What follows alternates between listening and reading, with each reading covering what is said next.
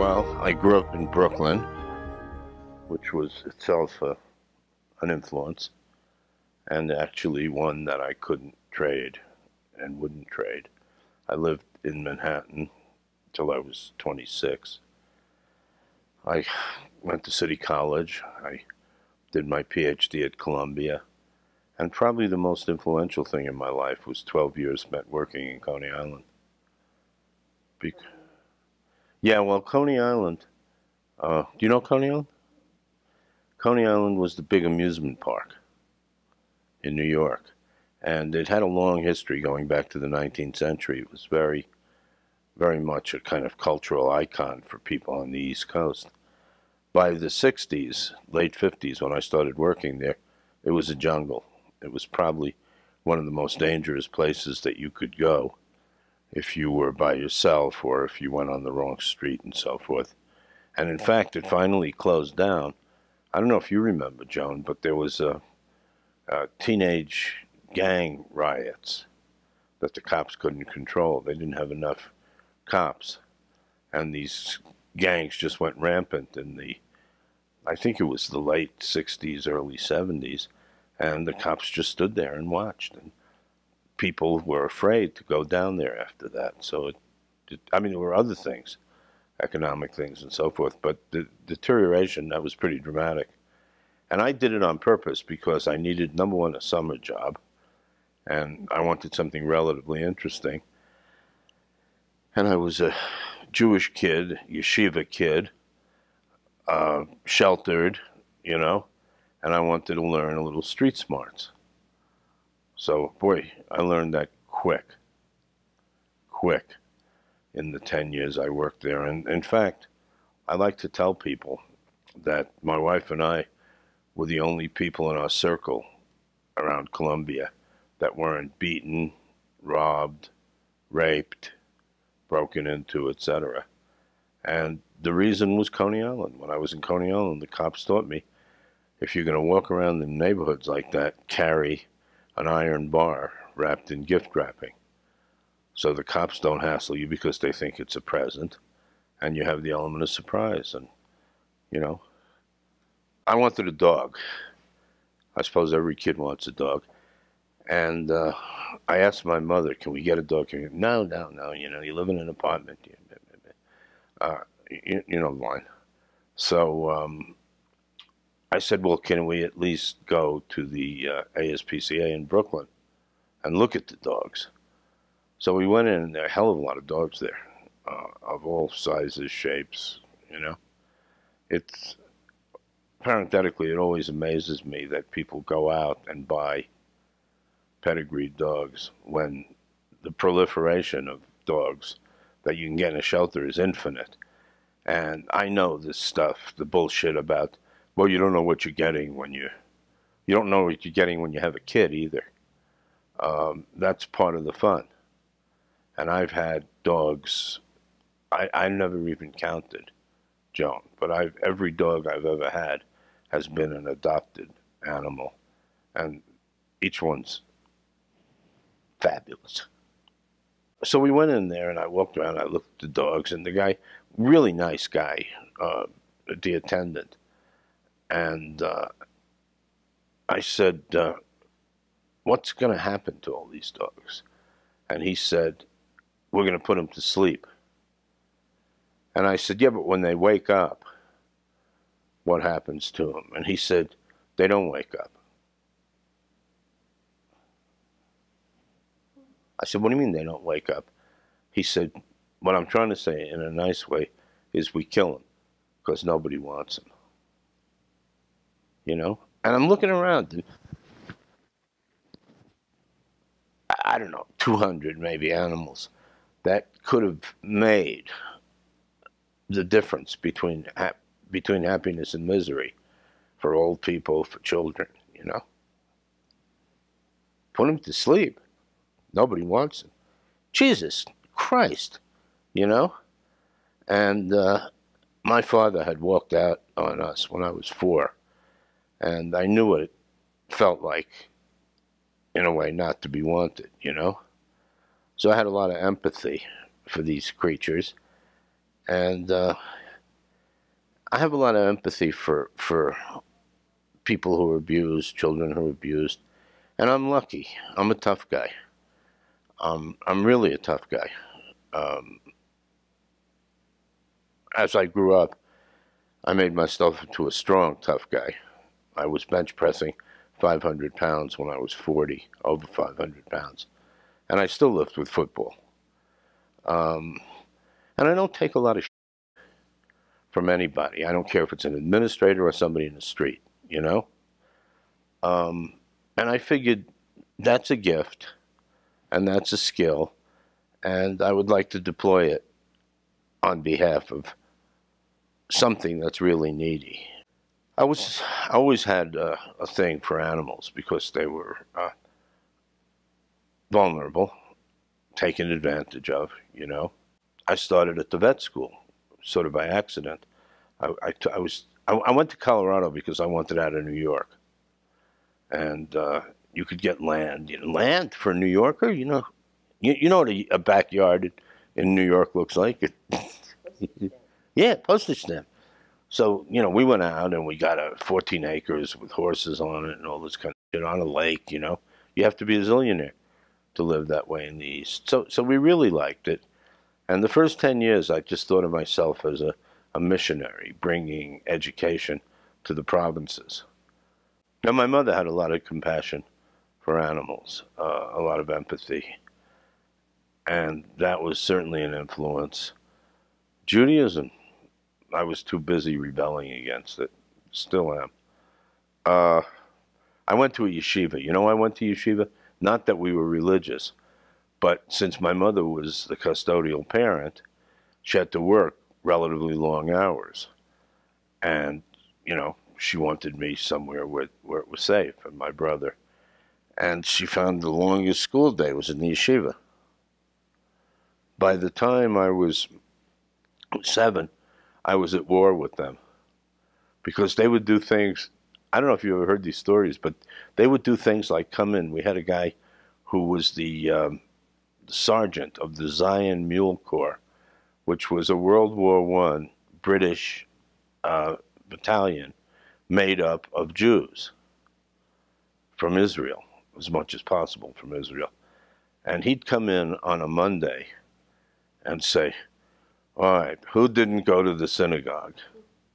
Well, I didn't go to the synagogue because you couldn't go if you didn't have a father.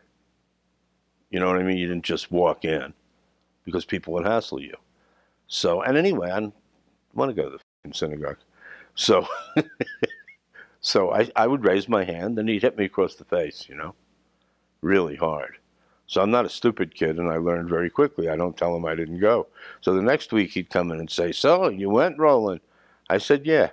What did the rabbi talk about? So I actually seriously developed a lot of hatred for those people, the bigoted, intolerant people, and they still are, you know? And so I went to war with them. And it was very funny because I was an atheist by the time I was in the 3rd grade.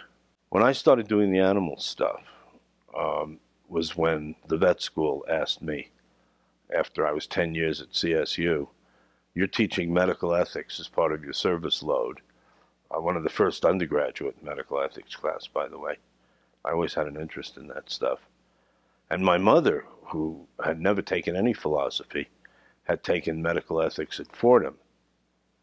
But it was all casuistical Catholic stuff. So she said, that's interesting, but it's not my bag, you know, because she wasn't Catholic. So they said to me,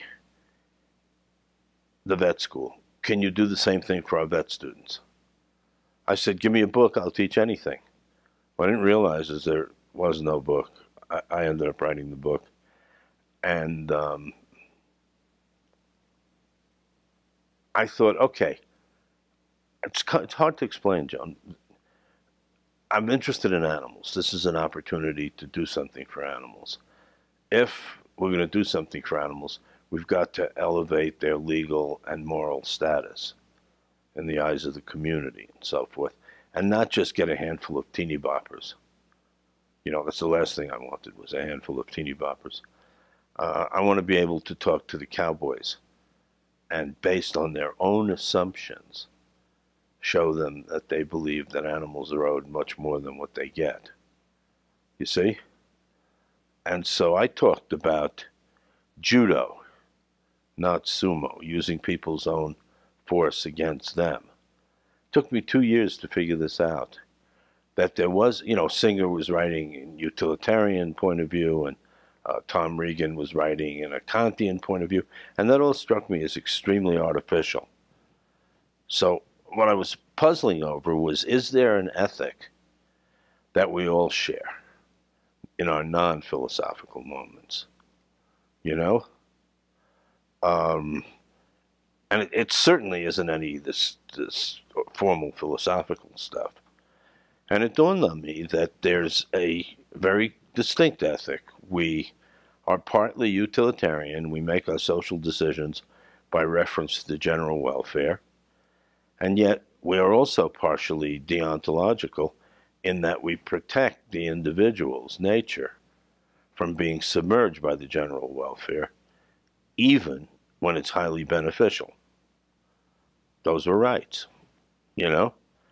And it dawned on me, if I could show a line, a logical line from people to animals, which was relatively easy because there are no traits that exempt animals from moral concern, you know, then people would have to apply appropriately modified, or as philosophers say, mutatis mutandis, the concepts we use for people to animals. There was a beautiful moment in 81 or 80. The Canadian government asked, they heard, I don't know how the hell they don't know about anything, but they asked me to, my book probably was just out, you know, on animal rights. And they said, would you do a symposium for the various agencies in the Canadian government that deal with animals? So they had the Minister of Forests and the Minister of Oceans and this and that, you know, and the Ag Minister. And it was really cute. In one of the discussion sessions, they said, you know what you really need before you get into this stuff is a Bill of Rights for animals, just like we have the Bill of Rights for people. And then things can be deduced from that. I don't remember who said it. I wish I could thank him. But it was, of course. Now, you know, I didn't write a Bill of Rights for animals, but I came to the conclusion that human rights are based on what are the essential features of human beings. Speaking beings, believing beings, property-owning beings, religious beings, if you like, you know, and that there was an essence to every kind of animal, which is, of course, very unpopular in an age of molecular biology, but so much the worse for molecular biology. You know, there's what I call a telos. There's a pigness to a pig, a dogness to a dog. And if you really look carefully at the animal's nature, it isn't pleasure and pain. It's much more complicated than that. They're telos. They want to do what they're built to do. That's why I was so horrified the first time I walked into a swine barn. Have you seen those gestation stalls? Have you? You know what they are? The mama pigs, which are basically breeding factories, are put in a cage. Yeah, 3 feet high by 7 feet long by 2 feet wide. And we're talking about a 600-pound animal. They can't stand up. They can't turn around. In many cases, they can't lie down because they're longer than the enclosure. So they lay arched, you see? And that's maybe 5 years of breeding, 2 litters a year. Yeah, I know. I saw this for the first time, and I said, this is the most monstrous thing I have ever seen.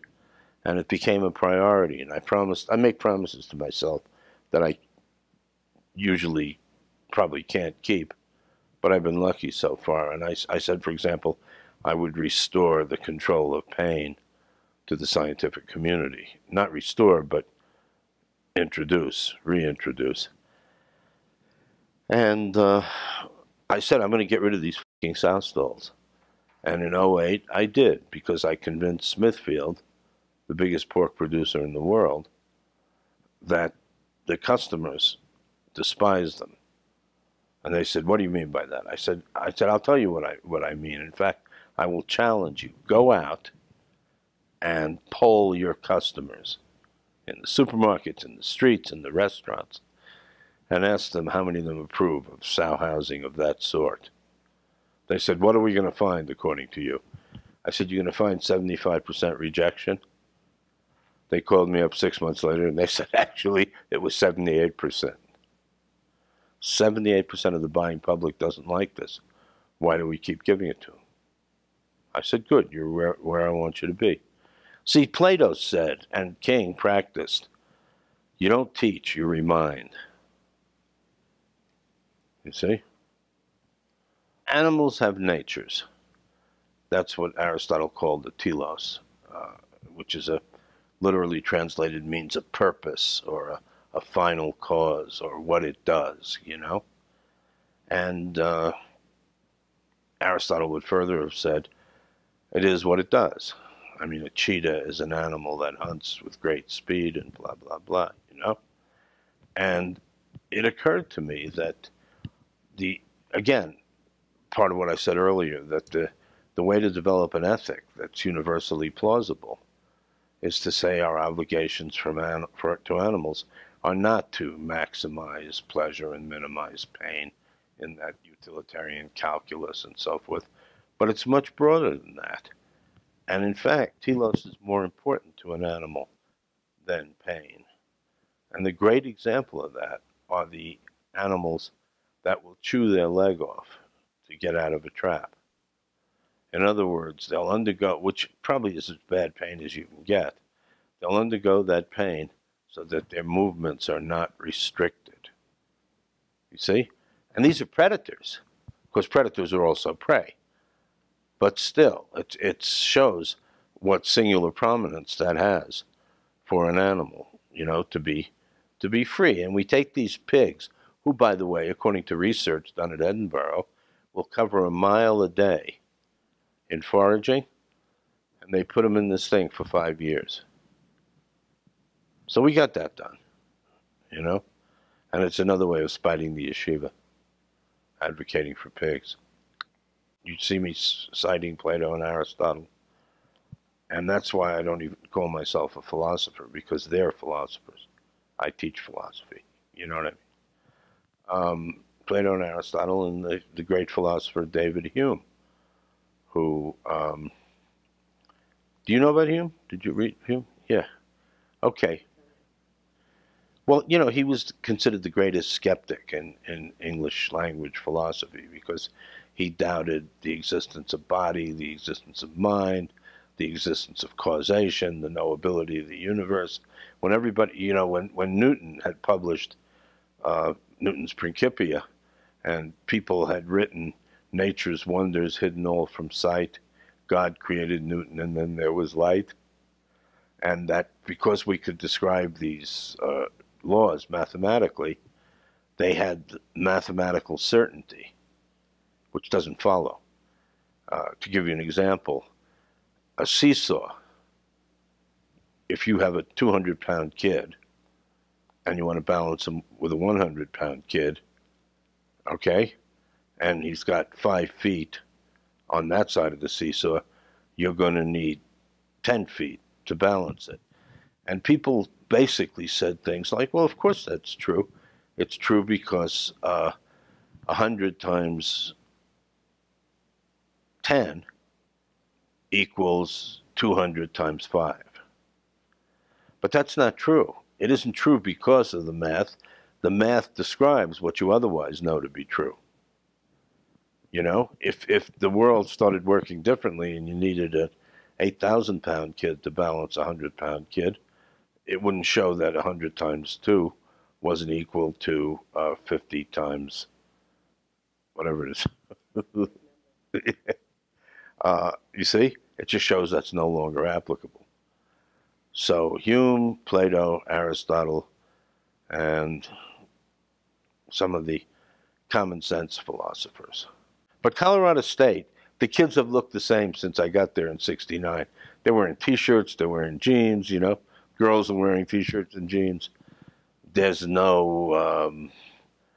you know, there are no fancy, well, there weren't until very recently, any fancy ladies' clothing stores in Fort Collins the way there are in Boulder. In fact, when I was hired, the chairman wanted to make sure we were willing to live in a rural context. And he says to Linda, he says, "You won't get any of them fancy clothes that you get in New York."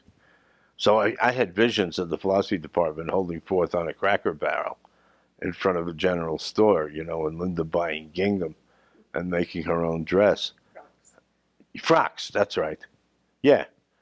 And of course, that was this guy's way of underselling to make sure that you wanted to, you know, it wasn't, I'd never been west of Jersey till we moved, really. It's ironic, I've lectured to 25,000 cattlemen, and they love me. I get along beautifully with them, and I love them. You read the story of where they booed me? So I asked them, "Did you read my stuff?" "No." "Have you heard me?" "No." "We don't want to hear you tonight either." "Oh." "Have your sons and daughters been in my class?" "No." "Well, you can't be booing my ideas because you don't know what they are. So you're looking up here and seeing this hippie, faggot, commie, Jew bastard professor, and that's why you're booing." I said, "Fine. If that's the case, it's not professional anymore. I'll take you outside one at a time, kick your fucking ass." Who's first? Part of me was on the ceiling watching me. You know what I mean? And I really was working myself up, and there was some fat guy in the front who was booing. I said, "How about you, fatso? You want to go outside with me? You fucking better kill me. Because if I can still move, I'm going to rip your head off and in your neck, you know?" Brooklyn. And they loved it. They loved it. To this day, that was 1980. So we're talking 30 some odd years. I'll meet these guys at meetings and they'll say, "Hey, Doc, you going to kick my ass?" And I said, "I don't know. We can go out and see." Ha ha! Just the right thing. You don't expect that from a professor, and they certainly don't expect it from a Jew, you know? I was hired by this marvelous old guy. He was an Indiana farm boy, and he was very, very, very, very clever about people. Like, he would undersell the place to make sure that you really wanted it, you know? You know, he depicted as a hick town and so forth and so on. So he'd only get people who really weren't looking for New York and the provinces, you know? And he was a real gentleman too, a nobleman, you know, a kind of aristocratic farmer, and he believed that everybody who was hired would get a sliver of the pie, and it's yours forever to teach. And I taught history of philosophy for 17 years, from the pre-Socratics all the way up through Hegel. You know, so I got to know the history of philosophy pretty damn well. It started off as a 3-hour course, and I said to him, "You can't teach this stuff in 3 hours in a semester." He says, "Well, what do you think you need?" I said, "I need 5 hours." He said, "Fine, make it work." So I'd keep the kids an extra 2 hours on Thursday afternoon, and then after a few years of that, I said to the administration, they're coming anyway, they might as well get credit. So now it was a 5-hour course. And then by the 80s, I'd added 3 more Thursday hours for discussion, so it was 8 hours. And the kids loved it. That's the great thing about the CSU kids. My advisor at Columbia, Arthur Danto, just died. You probably saw it in the papers. He was considered by the greatest philosophers to be the greatest living philosopher.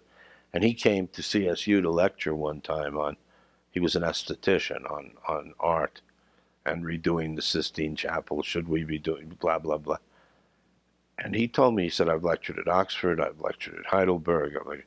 I never got better, more intelligent, and more sincere questions than I did from the kids here." And I love those kids. They're really that way. You know, they aren't a priori committed to what you teach. But if you hook them, as they say, they'll follow you anywhere, you know? So anyway, I had my sliver, and that helped me with the animal stuff because while I was teaching the animal stuff, I was teaching some strange shit, like time is not real, space is not real, you can't move, you can't this, you can't that, all the paradoxes and so forth. And nobody's raising the question of our obligation either to nature or to other species. So while I was teaching, I started to think about it. And, okay, why do you exclude animals from the umbrella of moral concern? And I started looking for that specifically. And you got some pretty piss poor answers because they're weaker than we are. I said, well, then that saying makes right, which is what ethics exists in part to confute. So that can't be correct, you know? Well, they don't have souls. Yeah, well, neither do you, Jack. They, they can't reason. Well, what does that have to do with it, you know? And so I had this worked out pretty well in my head. And then there was a kind of an accident. Everything, you probably know this because you're wise, but everything of significance that happens in a university happens in the locker room because there's no women. So guys can talk freely. And it was particularly true in those days when there weren't no women anyway in the university to speak of. I mean, faculty. So I had a locker next to a colonel, an Air Force colonel, named Breen, Jewish guy, I believe, from New York. Read a lot of books outside of his field, even read philosophy books. When he said, could you teach a ethics course for our students? I said, yeah, why not? Big deal. However, he wasn't speaking for the school. He was speaking for Harold Breen. And we actually, and it's good, it's a smart question. He said, put together a syllabus for an X number of hour course and then submit it to the curriculum committee. Curriculum committee sat on it for 2 years. 2 years. And then sent us a 2-word letter. Proposal rejected. Breen was not happy, and he went to the dean, and he said, you know, I got this guy to work with me, and, you know, he's been thinking about it, and then they piss on him, you know, that's unconscionable. Well, the dean was an intellectual as well. He'd gone to Swarthmore. And you didn't find a lot of deans in places like Colorado who'd gone to Swarthmore. Very humane guy, he was married to an English professor, you know, who wrote literary criticism, this kind of thing. So I met with him for 5 or 6 hours and in his office. And he said, you know, Bernie, he said, I think an ethics course is important because I remember learning and then going out on my first field call. It was a farm call, and there was some sick calves. And all I knew was the medicine. So I said, well, good news, they have this and this, but we can fix them for $1 a piece. And the farmer said, I'm not spending $1 on them, kill them. He said, so that needs to be taught somewhere before you get the shock of recognition in the field, you know, because I barely got over that, he said. So I said, yeah, I would cover like that. Of course I would. So all of a sudden there was a course because he said there was a course. And I loved it. I'm such a combative son of a, you know, I like to fight. I like to fight verbally. I like to fight physically. I just like it, you know? And, I mean, really, it makes you alive, you know? The Irish have a saying, how you judge a man? You ask him the following question. Would you rather fight or run a foot race? Isn't that funny? Yeah. Well, I'm not a foot race guy, so I'd have to. And I'm married to the same lady for 50 years, so I'd have to say fight. But then it got serious because I had spent, before I started teaching, I had spent 2 years in classes in the vet school, touring, watching the sorts of things they do, but I didn't know it from the inside. And I heard of stuff in the first semester that I taught that literally chilled me to the bone. The kids told me, the first fight I had with the school, the kids told me, we have surgery next term. I said, oh yeah? They said, we just found out how they teach us surgery. Every group of, I think it was 2 kids, gets a dog, and we cut on them, you know? And we cut on them 9 times in 3 weeks. And if we want to care for them, provide aftercare, we have to cut class. So I went over and I talked to the nurse who was responsible for all the dogs. How much care could she give 140 students' dogs? And she was just broken, you know? So she let me back into the kennels. See, here's the way it worked. It started on a Monday. And Monday they did a surgery on the dog, threw him back in the cage. Wednesday they did another one. Friday they did another one. The next Monday they did another one. Wednesday they did another. 9 times. You see? And she showed me the dogs that were through the 9 times, you know? And, you know, I like dogs, and I like animals, and they're completely vulnerable. And it just, I'm telling you, if I'd have had a surgeon in there, I would have killed him.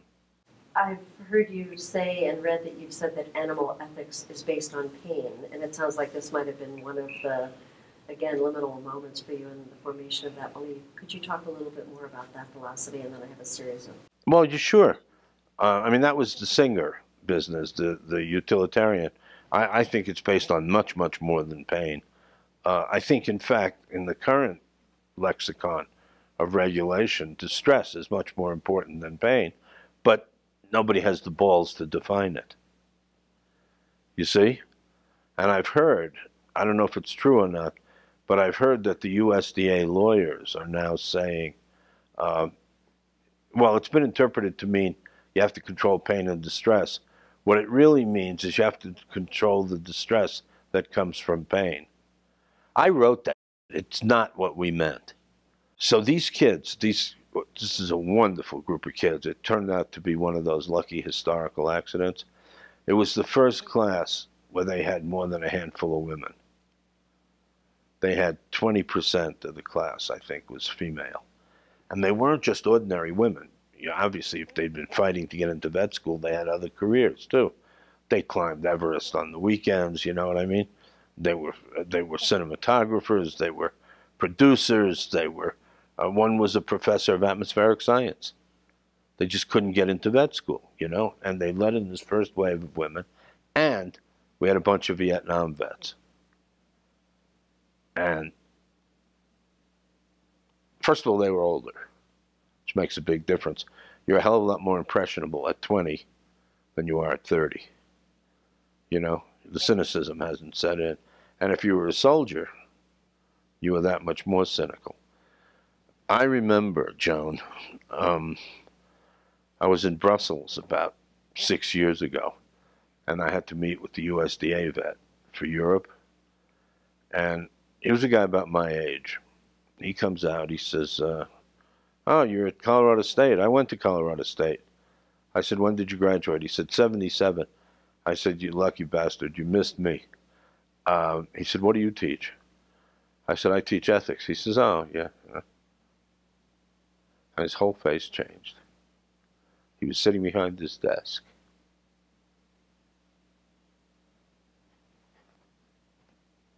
Are you the guy? I said, what guy? He said, did you stop that multiple surgery? I heard about that. I said, yeah, I stopped that multiple surgery with the help of the students. And he jumps out from behind his desk. He grabs me in a bear hug. And He says, this is really funny. He said, I'm a farm kid. I'm not touchy-feely. He said, and I was a ranger in Vietnam, and I killed a lot of people. He said, but I almost quit because of that dog. He said, I still see him at night.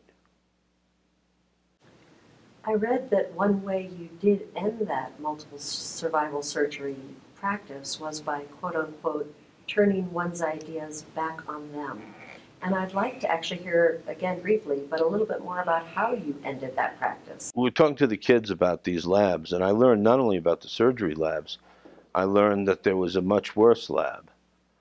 Believe it or not, week 3 of the first year at vet school, these kids, you know, they'd been fighting their whole life to get into vet school and all this. So week 3, this son of a gives them, every 3 kids, a cat, feeds the cat cream, and then tells the kids to do exploratory surgery.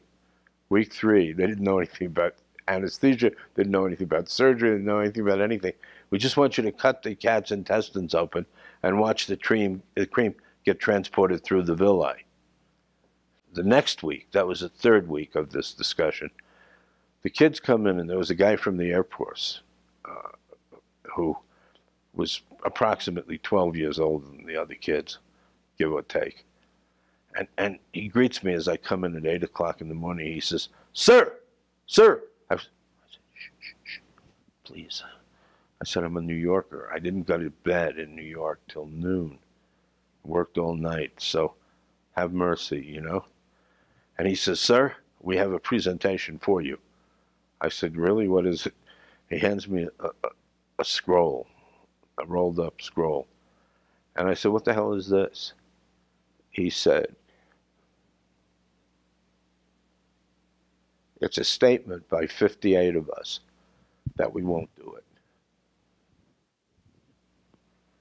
I said, what do you mean you won't do it? Do you think it's your choice? You know, this hippie shit, it's not going to fly in vet school. They'll throw you out.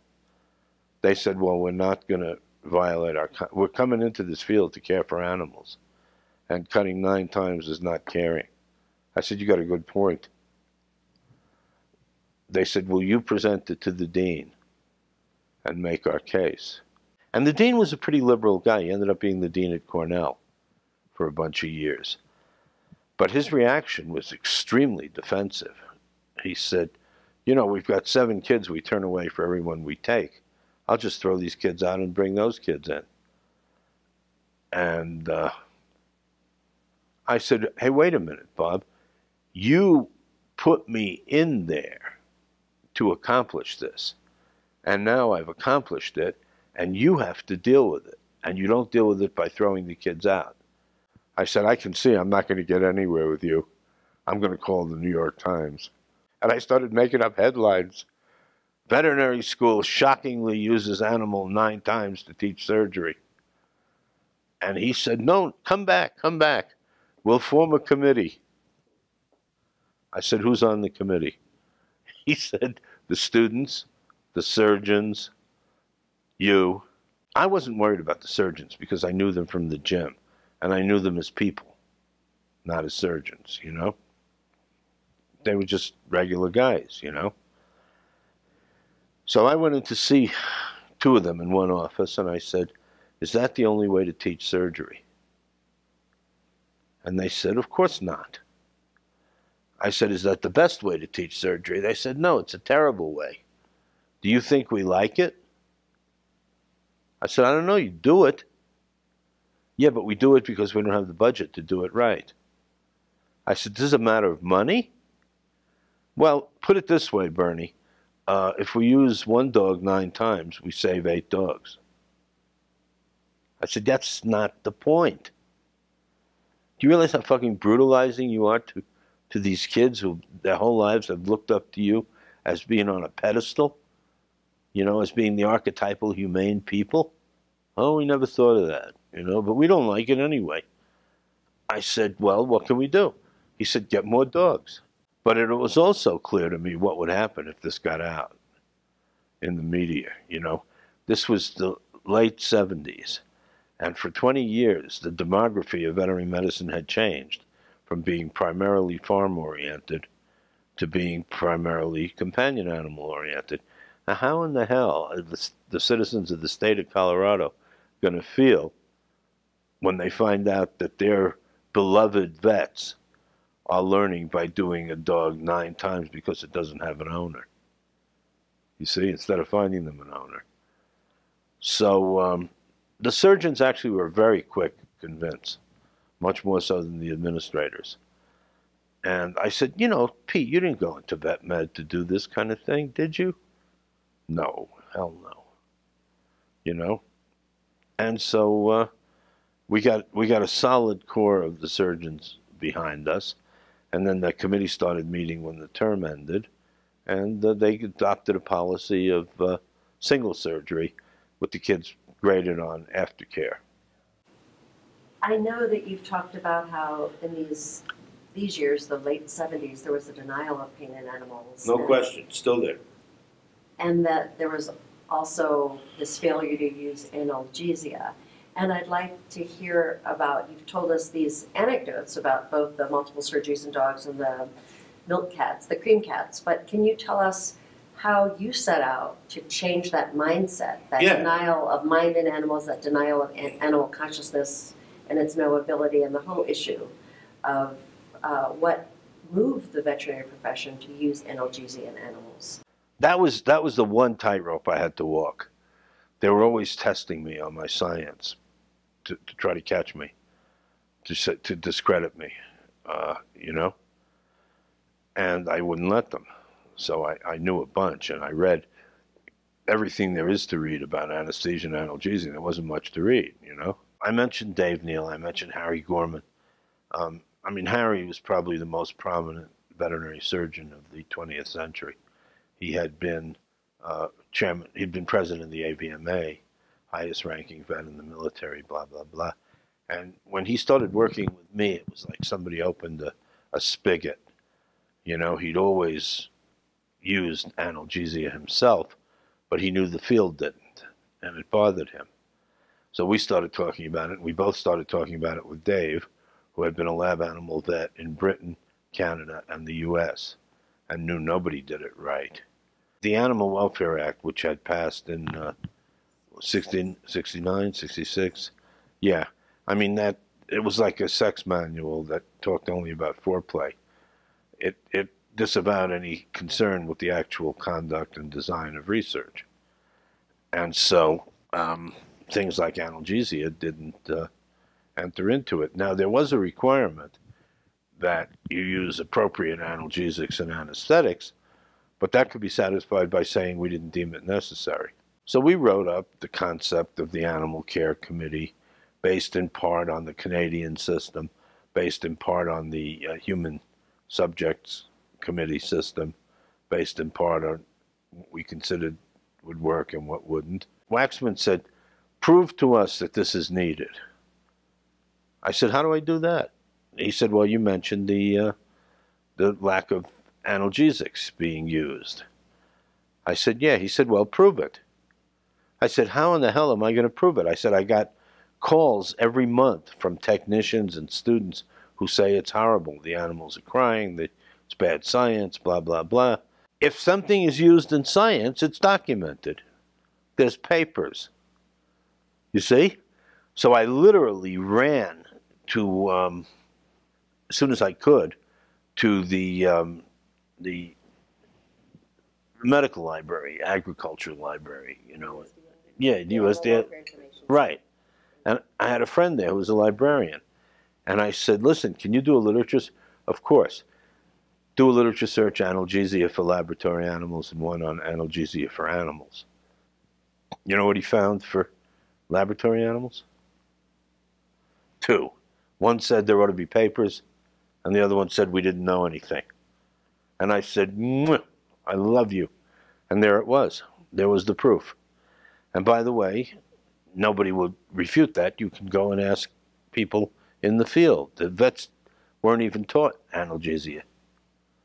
There wasn't any literature on it in the 80s, you know? That convinced Waxman, and that became part of the Animal Welfare Act. What didn't become part of the Animal Welfare Act was the telos stuff. I thought that there needed to be a stipulation that animals should be kept under those conditions which are congenial to their biology and psychology. The scientific community, I have to say, was too stupid to realize that that would have impacts on their results. You know what circulatory shock is, right? When the blood flow breaks down. And I was addressing the Shock Society, and the members didn't all know I was there, so they ran a session on legislation for lab animals, and they had role playing. One of them came dressed up as a hippie, and he was the animal advocate. Yeah, I don't think we should use those poor little animals. And it was a lampoon. And when they finished, I got up and I said, this is who I am, and you guys are a disgrace. So I was really loaded for bore. I had to do the evening speech, the dinner speech.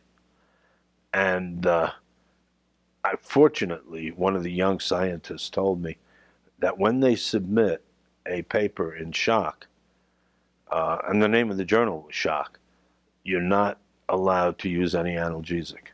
Because after all, we're modeling humans who are in car crashes that don't have analgesia.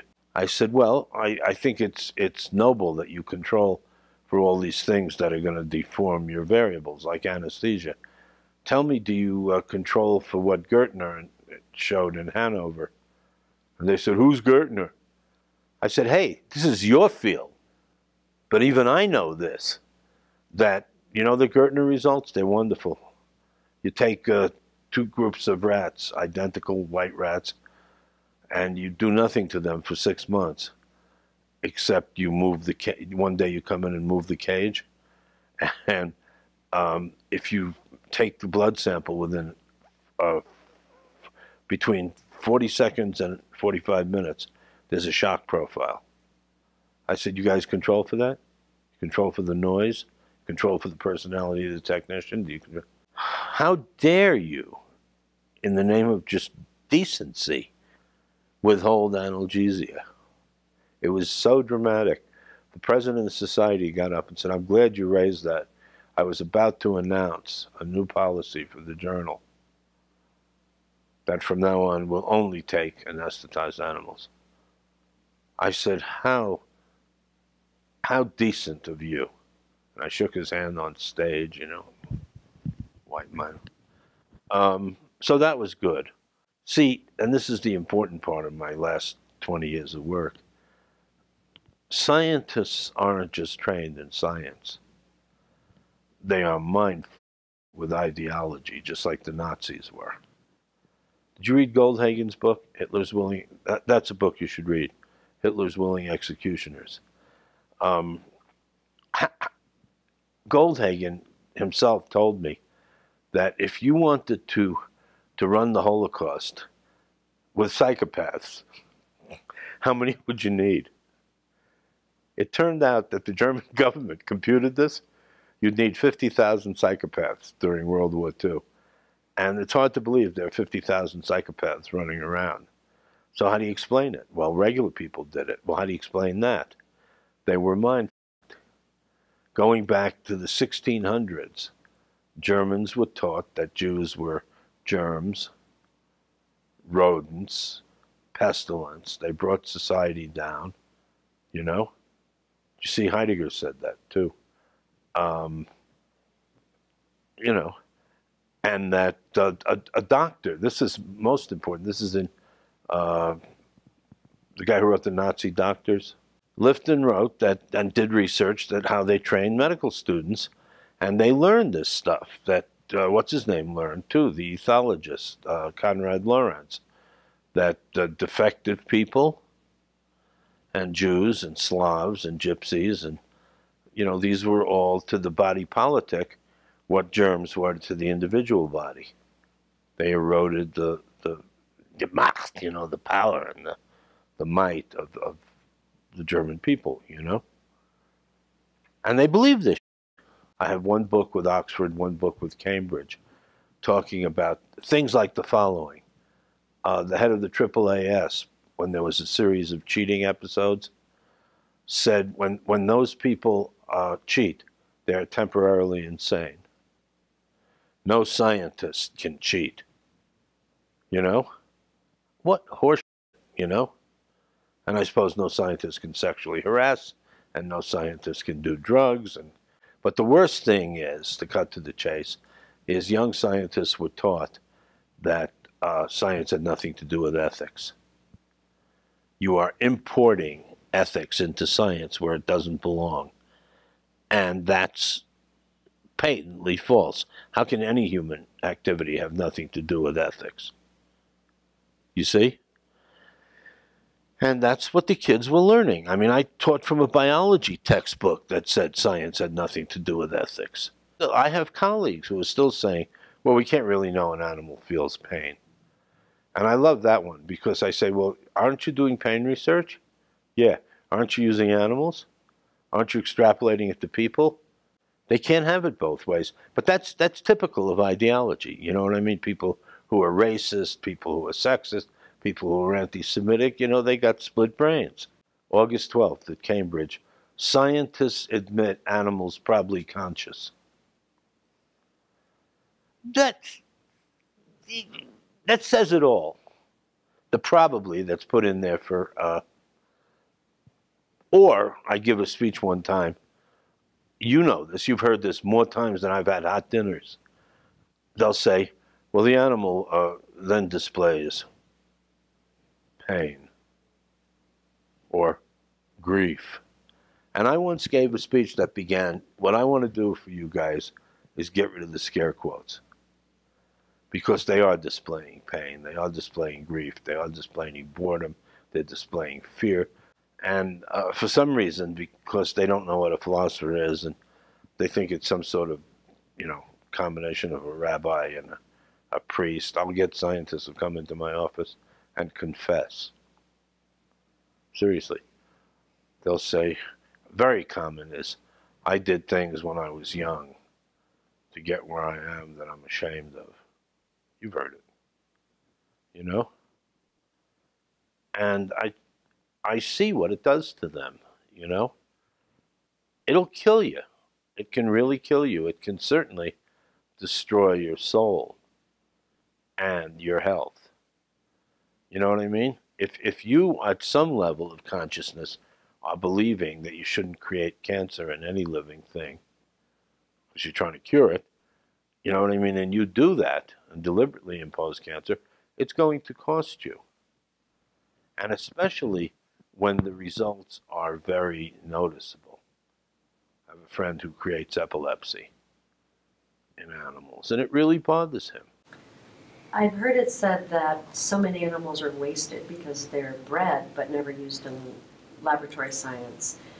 Do you have any thoughts about how to get into this overbreeding problem and the sourcing problem? These guys, their entire life, have been told, we got to use animals. These are the models of choice. They're living things, blah, blah, blah. You really think anybody's going to be able to sell them on a silicon chip? I don't think so. I know that you've spoken and written about the professional obligations of those who sit on or administer IACUCs. And I wonder if you've seen any progress on that in the past, again, 30 years. We had a better IACUC at CSU 30 years ago. You know why? Because the senior scientists at CSU were rednecks. And I like rednecks. Rednecks know what it means to have principles. They may not be the same principles as you have, or I have, but they know and they respect principles. You know? We're getting a generation now, and I'm sure you've heard this before, of students. I mean, when was the last time you heard of a student demonstration? We fixed it all in the 60s? There's nothing to demonstrate about? So you are Emperor, Tsar, King of the USDA and OLA combined. You have the power. Number one, I wouldn't hire anybody that didn't have, and I mean this, an ethics background. I mean a real degree from a real university, wrestling with the real problems, number one. Okay? Number two, I would make them think about optimal environments and even do exercises and try to approach it in their own facility. I remember the lady in my block when I was 16 running down the street in her house coat, pink house coat. Italian woman, dyed red hair, 60 probably, carrying a little chihuahua dead and yelling, "First my mother and then you." And everybody laughed at her. They really did. They laughed at her. They said, "Come on, Rose, it's a dog. It's not your mother, for God's sake, blah, blah, blah, blah." You laugh at somebody's grief today, they'll kill you. Justifiable homicide. There's a very funny story about CSU. We had a biker gang of outlaw bikers come in, and their mascot was a little chihuahua. And it died. I mean, in the hospital. They brought it in, I don't remember what it was. But you know that we couldn't let them go back on the road. Yeah. And they admitted it. I get cheers for what I do in the Harley shop. Whereas I think if you go back to the 50s, it would be a sissified thing to do, to worry about animals. So that encourages me more. I mean, the scientific community is the tail. It's not the dog. And the more the dog changes, the more the tail is going to wag differently. Temple is so Temple. She called me 20 years ago. "I want a job. You remember me?" That order. I said, "Yeah, well, Temple, you're hard to forget. We met at a conference in the 70s. "Yeah. Anyway," I said, "you wanted at CSU. Why?" She says, "Because you're there. They're concerned with animals. It's cattle country. A lot of reasons. Pretty." I said, "Okay, but Temple, you can't just say, 'I want a job.' I mean, everybody wants a job." "I don't care what they pay me." I said, "You just said the magic words." So seriously, so they hired her.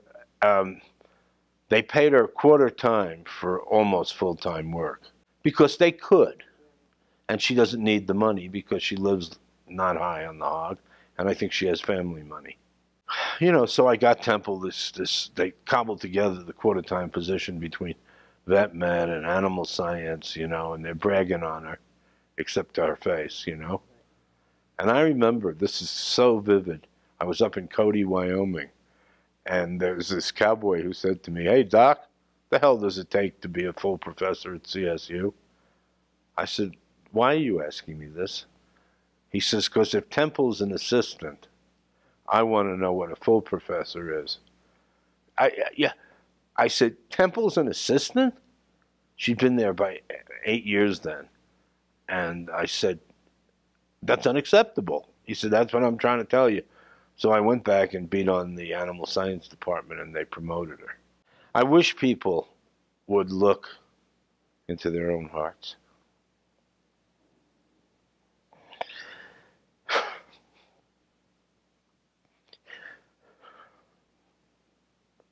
I mean, I'm a guy, and I'm a macho guy. But I gotta hide this, I don't have to hide it from you. But if I show any of this stuff gets to me. I mean, so much injustice on innocence.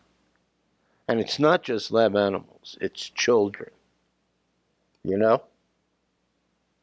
I mean, think about this. I just wrote this for this woman that's dying, The Christian ideal, turn the other cheek, right?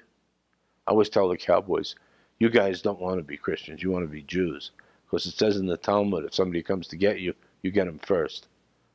Yeah, I like that. But seriously, why do you have to be ashamed of caring?